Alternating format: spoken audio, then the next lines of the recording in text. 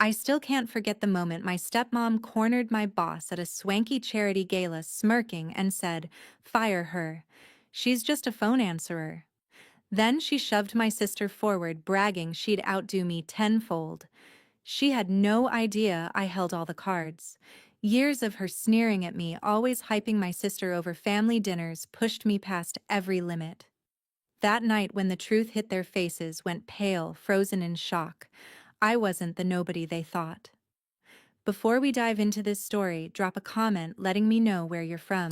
Hit that subscribe button to hear my journey from answering phones to owning the company. I'm Brittany Hayes, 32, and growing up in Round Rock, Texas taught me early that love in a family isn't always equal. My mom died when I was 5, her warm laugh replaced by cold silences after Dad remarried Deborah. She brought Michelle, my stepsister, into our home, and it was clear from day one who mattered more. Deborah's eyes lit up for Michelle's every giggle while I got sharp glances or ignored. Dad Ronald Hayes tried to bridge the gap, sneaking me ice cream after Deborah's scoldings, but his job at the bank kept him away. By 10, I knew my place, the outsider in my own house, always trailing Michelle's shine. Deborah never missed a chance to remind me. At dinner, she'd gush over Michelle's school projects, her messy drawings pinned proudly on the fridge, while my straight-A report cards earned a shrug. "Don't get cocky, Brittany," she'd say, her voice dripping disdain. Michelle soaked it up, mimicking Deborah's smirk. By 12. Dad would squeeze my hand under the table, his quiet way of saying he saw me, but it didn't dull the sting. I'd escape to my room staring at Mom's old photo, her smile urging me to keep going. Those nights I promised myself I'd make something of my life, no matter how small they made me feel. When I was 16, Dad got sick. Lung cancer stole him fast. His death left a hole nothing could fill. At his funeral, Deborah played the grieving widow clutching Michelle, while I stood alone clutching his last letter to me. He'd written it days before, his handwriting shaky. "Brittany, you're stronger than you know. Chase your dreams, don't let anyone stop you." I read it until the paper creased, hiding it from Deborah's prying eyes. She sold Dad's truck for $10,000 a week later, claiming it was for family expenses, but Michelle got new clothes and a laptop. I got nothing except that letter, my only tether to him. College was my way out. I earned a scholarship to the University of Texas in Austin, majoring in business administration. Deborah scoffed when I told her, said I was wasting time on books when I could work retail like her. Michelle, starting high school, chimed in. "Why bother? You're not cut out for big stuff." But I buried myself in studies, acing classes while working part-time at a coffee shop. My professor, Dr. Susan Perry, saw my knack for strategy, keeping my papers to show others. "You could run a company someday," she said. Her words stuck a spark in the dark of Deborah's doubts. Graduation came in 2015, but the job market was brutal. After 50 applications and 20 interviews, I landed a customer service gig at TrendVibe, an e-commerce startup in Austin selling trendy clothes. The pay, $25,000 a year, barely covered my tiny apartment, but it was mine. I called Deborah to share the news, hoping for once she'd be proud. Answering phones, she laughed. "That's all you're good for, Brittany. Michelle's interning at a marketing firm, she's going places." Her words burned, but I swallowed them, vowing to prove her wrong. TrendVibe's office buzzed with ambition, sleek desks, young staff dreaming big. My desk sat in a noisy call center, handling customer complaints about late shipments or wrong sizes.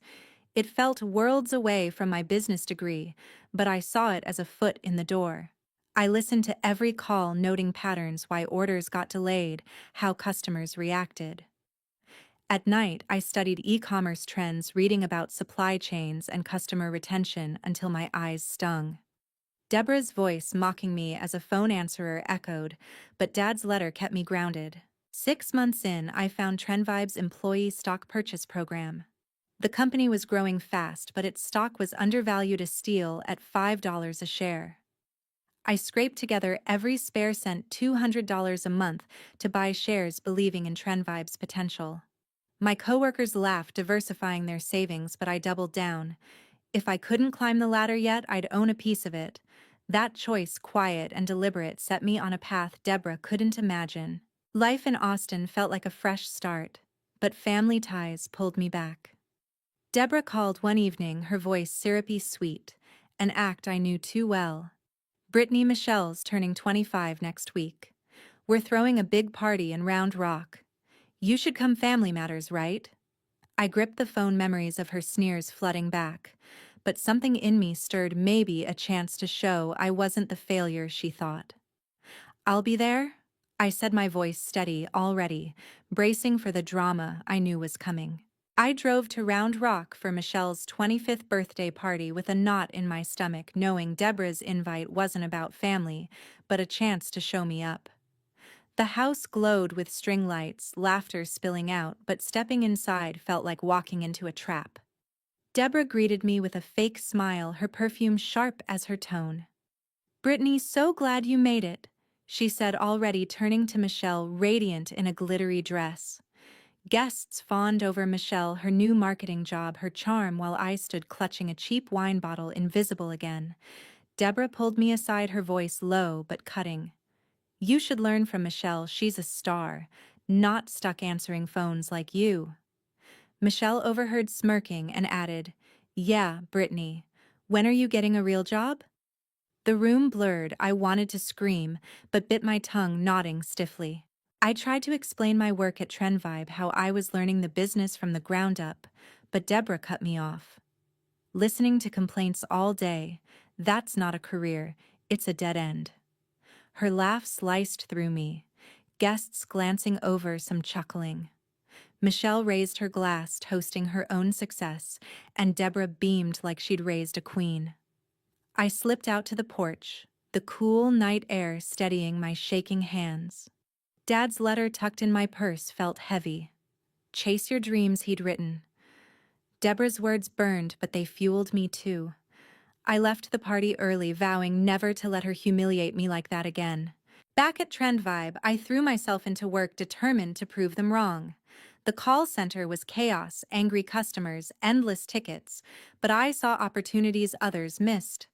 I noticed our system lagged, losing orders, frustrating clients. Over a weekend, I drafted a plan to streamline it faster, tracking better communication. Monday, I pitched it to my manager, Travis Newman, a slick guy with a knack for taking credit. "Interesting," he said, skimming my 10-page report. "I'll pass it up." His smile didn't reach his eyes, but I trusted him, my mistake. 2 weeks later, at a team meeting, Travis presented my plan as his own. "This'll save us thousands," he boasted, earning claps from our CEO, Stephen Brooks. I froze, my report's words echoing in his voice. When I confronted him after, he shrugged. "Ideas don't have names, Brittany. Welcome to the game." The betrayal stung, but worse was yet to come. I'd been quietly planning something bigger, buying enough TrendVibe stock to gain influence. My savings, $5,000 so far, went into shares at $5 each, and I'd shared my strategy with Lindsay Carter, a former coworker I thought was a friend. We'd grab coffee, venting about Travis, and I trusted her with my plan, leverage stock to climb higher. But Lindsay saw an opportunity not to help me, but to hurt me. She went to Travis, spilling everything. Brittany's scheming to take over, she told him, twisting my ambition into a threat. Travis ran to Stephen, painting me as disloyal.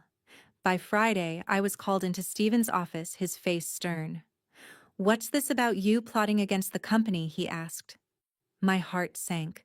Lindsay's words had nearly cost me my job.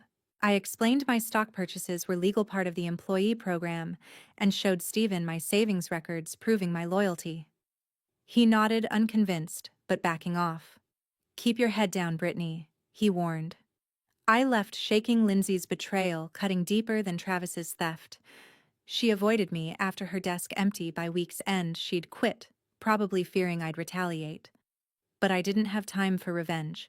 I had to protect my plan. That night, I locked my files, vowing to trust no one. Amid the chaos, a lifeline appeared. Karen Walsh, our operations director, stopped by my desk one evening. At 50, she was sharp, known for seeing what others missed. "You're the one who wrote that system plan, aren't you?" she asked, her eyes piercing. I hesitated, then nodded. Travis didn't come up with that. He's all flash, no substance. She slid me a folder. I need someone smart for a project customer retention analysis. You in? My pulse raced, finally a chance to shine. Absolutely, I said, gripping the folder like a ticket out. Karen's trust gave me new fire, but I needed more than a project to secure my future. I'd been researching TrendVibe's finances. Its stock was still cheap, and the company was ripe for a takeover. I reached out to Patricia Coleman, a venture capitalist I'd met at a networking event. At 60, she had a reputation for backing underdogs. Over coffee, I laid out my vision, TrendVibe's potential. My stock holdings, my insider knowledge. Why you? She asked, leaning back. Because I know this company's heart, its flaws, its strengths, and I'm not afraid to fight for it. Her nod was slight, but it was enough. Let's talk numbers, she said, pulling out her phone. That moment sitting across from Patricia felt like the start of something unstoppable. Patricia Coleman's agreement to hear me out was a spark in the dark. My first real shot at turning TrendVibe into something I could control. Sitting in that Austin coffee shop, her sharp eyes studying me, I felt the weight of every choice I'd made since Deborah's sneers at Michelle's party. I'd spent nights poring over financial reports, learning how stocks worked, how companies like TrendVibe valued at $20 million could be reshaped. Patricia, a venture capitalist with 60 years of bets on underdogs, leaned forward. You're bold, Brittany, but bold doesn't buy companies. Show me the math. I slid her my plan, pages of numbers charting TrendVibe's growth, its undervalued stock at $5 a share, my own holdings of 1,000 shares bought with $5,000. I know every weak link in this company, I said. Give me the capital and I'll fix them. She tapped her pen once, twice, then nodded. I'm listening. We formed Hayes Vision, a shell company, to hide my moves. The name was my quiet nod to Dad, Ronald Hayes, who'd told me to chase dreams. Patricia brought two smaller investors, each willing to sink $1 million into our plan to buy controlling shares. My role was knowledge. Every client complaint I'd fielded, every system flaw I'd spotted gave me an edge no outsider had. But the work was grueling. By day, I answered calls at TrendVibe's call center, dodging Travis Newman's smirks. He'd stolen my system plan and gotten a raise. By night, I studied finance balance sheets, acquisitions, market trends, my eyes burning from screen glare. Deborah's voice still echoed, dead-end job, but I pushed it aside. If she knew I was plotting to own the company, her smugness would shatter. Keeping my plan secret was harder than I expected. Travis, now a senior manager, had eyes everywhere. One afternoon, he leaned against my desk, his cologne too strong. Heard you're dabbling in stocks, Brittany. Playing with the big boys. His grin was a warning. I forced a laugh, shrugging. Just saving for a rainy day. But his words chilled me. Someone was talking. Lindsay Carter's betrayal still stung. She'd leaked my stock plan to Travis, nearly getting me fired. I couldn't risk another slip. I stopped discussing my finances even with coworkers I liked and locked my notes in a safe at home, $500 well spent. Travis didn't stop. By week's end, whispers spread through the office. Brittany's up to something shady, a colleague muttered, avoiding my eyes. The rumors hit Stephen Brooks, our CEO, who called me in. His office, sleek glass and leather, felt like a courtroom. What's this about you scheming behind our backs? He asked, arms crossed. My pulse raced, but I stayed calm. I'm investing in TrendVibe's stock, same as any employee. Check my records. I handed him my purchase logs showing every share bought legally at $5 each. He scanned them, his frown softening. Fine, but no funny business, he said, waving me out. I left heart pounding. Travis's rumors had nearly derailed me. The close call made me double down. I met Patricia weekly, refining our strategy. TrendVibe's stock was climbing $6 a share now, but still undervalued. We needed 37% of shares to control the board, a goal just within reach with Patricia's capital. I poured every spare dollar, another $2,000, into more shares, my savings now nearly gone. Patricia noticed my strain. You're burning out. she said over coffee, her voice firm. This isn't just about money, it's about staying sharp. I nodded, but sleep was a luxury I couldn't afford. Deborah's face smirking at Michelle's party kept me awake, her words a whip driving me forward. Convincing Patricia's investors was my next hurdle. At a meeting in downtown Austin, two men in crisp suits grilled me. Why trust a call center girl with no experience? One asked, eyebrow raised. I didn't flinch. Because I've lived TrendVibe's failures, lost orders, angry clients, and I know how to fix them. Check my plan. I handed them my analysis, 10 pages detailing TrendVibe's supply chain gaps, customer churn, and growth potential. The second investor, quieter, nodded. You've done your homework. By meeting's end, they pledged $1 million each, swayed by my grit and numbers. Patricia smiled, rare for her. You're not just bold, you're undeniable. As the board meeting loomed, my fear wasn't just Travis, it was Deborah and Michelle. If they caught wind of my plan, they'd twist it. Deborah had called twice since the party, her tone sickly sweet. Come visit Brittany, Michelle misses you. I doubted that, but her calls unsettled me. What if she showed up in Austin? What if Michelle, with her marketing job, had industry contacts? The thought of them at the gala where Stephen might invite me made my stomach twist. I couldn't let them ruin this. Days before the board meeting, Stephen stopped by my desk, his usual sternness gone. Brittany, we're hosting a charity gala next week, big clients, investors. I want you there, representing TrendVibe. His words caught me off guard, a chance to network, but a risk too. I'll be there, I said, masking my dread. The gala was where everything could collide, my plan, my enemies, my family. As I watched Stephen walk away, I gripped my desk knowing the stakes had just gotten higher.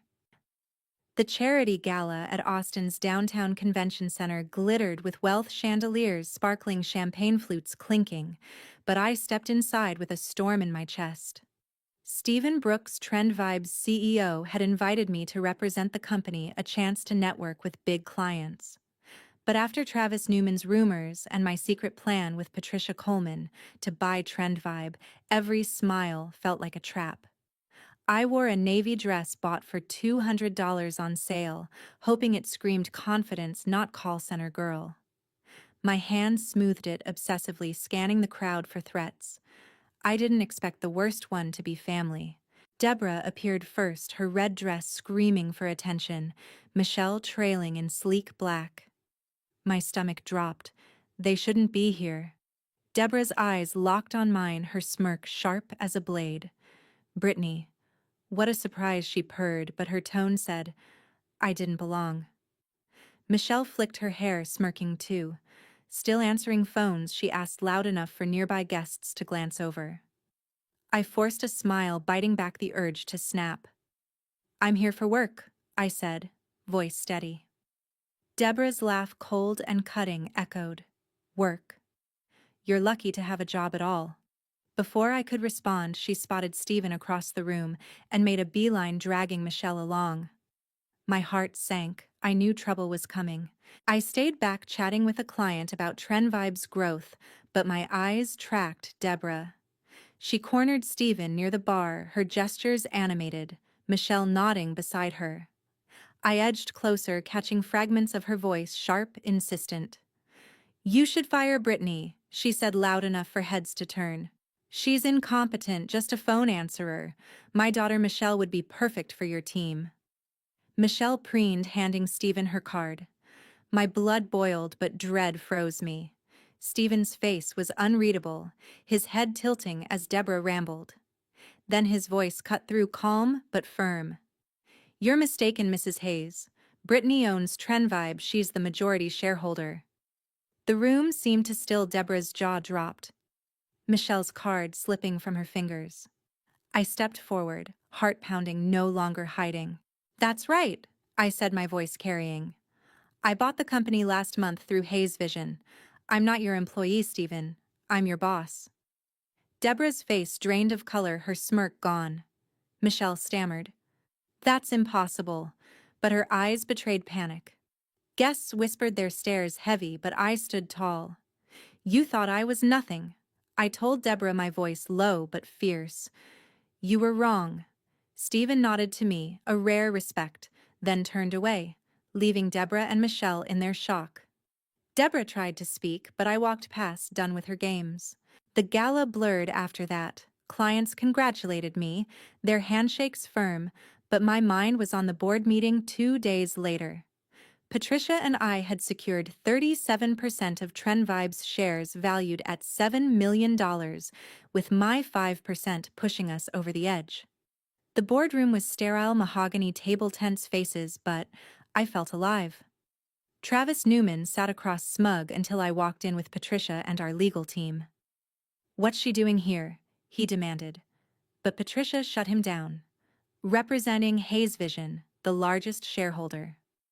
I laid out our plan, streamlined operations, new markets, a vision I'd built from years of calls and late nights. The board listened, some nodding, others stunned. Travis's face twisted when I revealed my ownership. A call center girl, he scoffed. I met his eyes. A call center girl who outsmarted you. The vote was tight, hours of debate, Travis arguing to keep control, but numbers don't lie. Hayes Vision secured 3 board seats with me joining the executive committee. Stephen would stay CEO for a transition, but my voice now carried weight.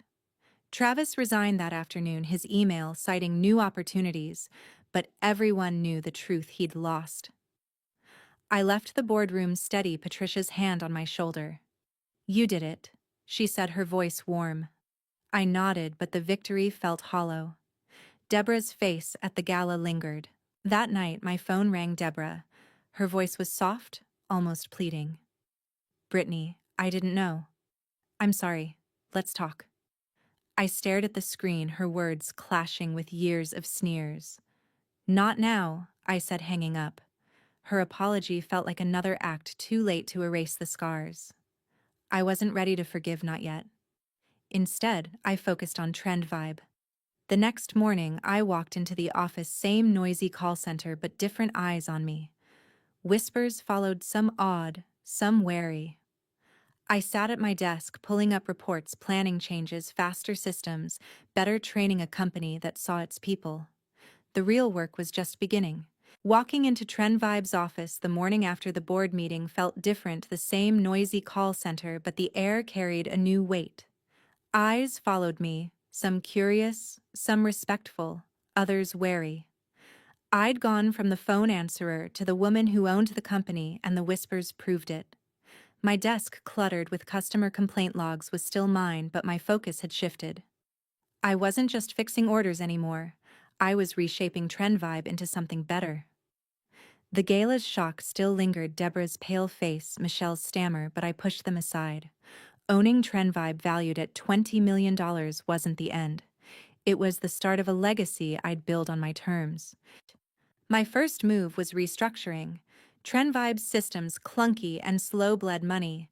I slashed redundant management layers, saving $1 million annually, and opened direct channels between departments.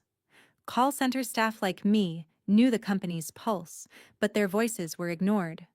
I changed that, mandating weekly feedback sessions. Stephen Brooks, still CEO during the transition, raised an eyebrow at my pace. You're moving fast, he said, in a meeting, his tone cautious. I met his gaze. We've waited long enough. Karen Walsh, my mentor, nodded from across the table, her quiet support worth more than Stephen's approval. By month's end, customer complaints dropped 10%, a small win, but mine. The real change came with the Walsh Initiative, a program I named to honor Karen. TrendVibe's call center was full of talent, people like I'd been overlooked for their titles. I poured $200,000 into training, data analysis, marketing, leadership. Find the hidden gems, I told my team, and give them a path up. Karen teared up when I announced it at a staff meeting, her first public crack in 50 years of Steel. You're crazy, she whispered later, smiling. Crazy enough to see you, I replied. The initiative wasn't just for her, it was for every Brittany out there grinding in the shadows. One of those gems was Holly Bennett, a 24-year-old in the call center. I noticed her during a feedback session. She'd tracked complaint patterns, her notes sharper than most managers. "Holly, what's your background?" I asked after her shy smile reminding me of myself. "Business degree, University of Texas, class of 22, she said, eyes down. Thought I'd be further by now. I handed her a Walsh Initiative application. "You will be. Show me what you've got." A week later, she joined our analytics team, her first report saving $10,000 in shipping errors. Watching her present it, confident, precise, I saw my own path reflected. "You didn't have to do this," she said after. I shrugged. "Someone saw me once. Now it's your turn." Work consumed me, but Deborah's shadow lingered. A week after the gala, a letter arrived, her handwriting neat, unfamiliar. "Brittany, I was wrong." It began, words spilling regret. She admitted underestimating me, hurting me, and begged to meet. "Michelle feels awful too," she wrote, but I doubted that. The letter sat on my desk for days. Part of me wanted to believe her, but years of sneers drowned it out. Deborah's voice, dead-end job learned from Michelle, still cut deep. I wasn't ready to forgive, not when her apology felt like a reaction to my power, not my pain. I slipped the letter into a drawer unanswered, choosing my future over her past. Michelle stayed silent. No calls, no letters. I heard through a cousin she'd landed a new marketing job in Dallas, probably fleeing the gossip my rise sparked in Round Rock. I didn't care. Her smirks at the gala were enough. Deborah called once more, leaving a voicemail I deleted unheard. My focus was TrendVibe, not family ties that only tightened when I won. Maybe one day I'd face them, but not now. My victory wasn't proving them wrong. It was building something they couldn't touch. 6 months in, TrendVibe's numbers told the story.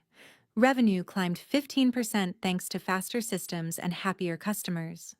The Austin Business Journal ran a piece, "From Call Center to Corner Office, Brittany Hayes' Rise." They called my ownership a gamble, $7 million in shares, but the results shut down doubters.